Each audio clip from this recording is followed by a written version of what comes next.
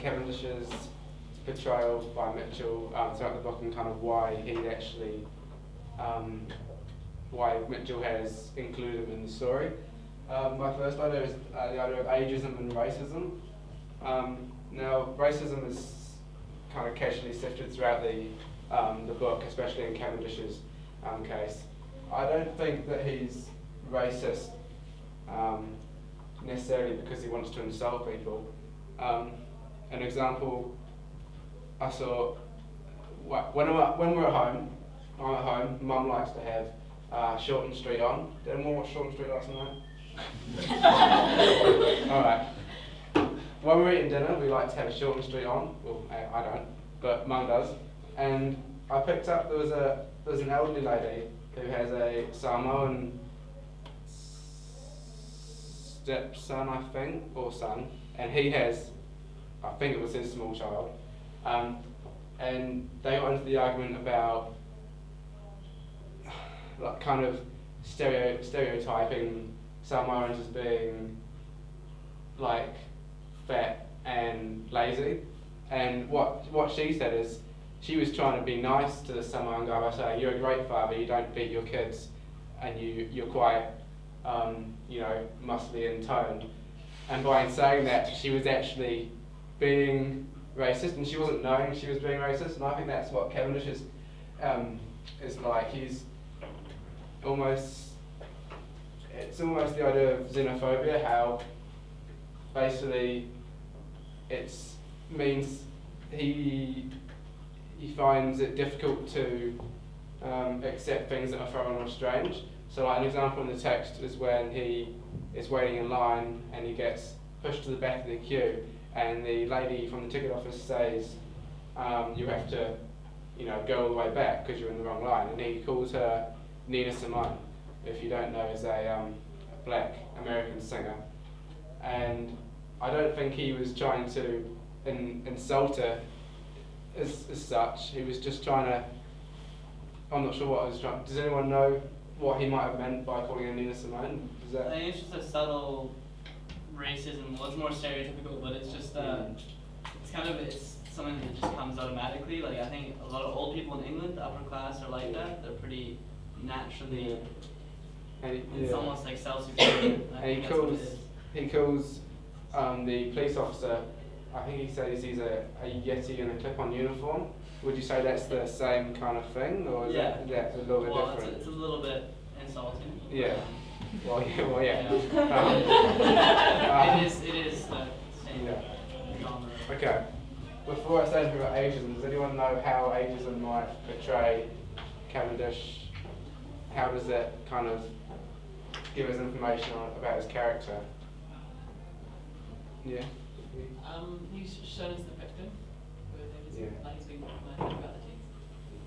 I think a quote in the text, and I can't remember the whole thing, but he said something about elegant women will not see me, store owners will not see me, unless they're selling, I think it's fraudulent, something about kind of those staircases that put old people up the stairs so they have to walk up them.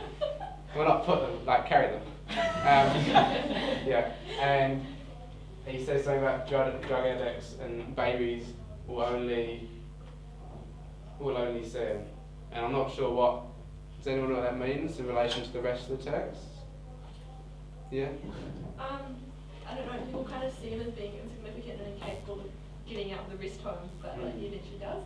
Yeah. Yeah, Jackie. And it's relative to the general picture of life because he's seen as like an easy target by drug dealers, so they can be using them for potential profit or babies. I'm not sure if this thing work. Is this the the rest of Rasta people guy? see as insignificant? Is this sorry? Are you talking about the Rasta guy that gives him the joint? No, but No. it's actually quite the text from these Yeah. like, drug dealers and babies only acknowledging people in the house. Alright. There's several references to Egypt and Egyptians during the text. One of them, and it's a few examples of when he buys earrings for Mrs. Latham, I think, which is his secretary or something like that. She does the accounts for his publishing business, and he says that he bought a pair of earrings that he found in a bargain bucket at a British museum, I think it was. And I think that it's quite ironic because he describes her as being priceless. I think he uses that word, I'm not sure. And it's funny that he gives these earrings to her as a gift, but he's actually probably paid only about £1 or what would be like, $2 from a $2 shop. And he's given them to her, and it kind of shows that he's quite cheap and maybe doesn't read people's. I don't think he's not. I think he's grateful. He just doesn't know how to show that he's grateful. Yeah, Tristan. Maybe he thinks it's more about the intention of giving her a gift than the actual price of it. Yeah. And another instance is when he's waiting in line at the train station, and someone yells out to him, "Go back where you came from," as in go back to the back of the line, and he shouts, "Do I look like a bloody Egyptian?" Does anyone know what that means? Because I don't know how. He's just saying probably because he just Yeah. a lot of Egyptians are pretty white for Arabs, so Okay. he's probably saying that's the closest thing he looks like. Alright. Because I only picked up on the Egyptian thing reading it for a second time for the purpose of this, and I still don't know how the references to Egypt help to give readers a deeper understanding of the character, but I think it was kind of frequent enough throughout the text for me to mention it, because it seemed quite important. And my last point is Cavendish versus Frobisher, and I think Cavendish is quite reminiscent of Frobisher in a way. They both seem to be quite casually arrogant, maybe, and I've noticed that Cavendish and Frobisher both reference their mums and mother and father to be mater and pater. I think that's how you say it, I'm not sure of pronunciation. And basically those two words mean mother and father in Latin. And I found that mater is, I'm not sure if this is true, I just found it online, so it might be false, but mater is used by, or was used by British schoolboys to describe their mothers, and I think it's quite a fictitious thing to say about your mum, calling her a mater. It could mean that maybe they don't like their parents, or that maybe it might show that, in Cavendish's case, that he's quite a well-educated man, because obviously, hands up if you guys knew those two words. Yeah, not many of you. So it may kind of show that he's quite smart, but he's also quite,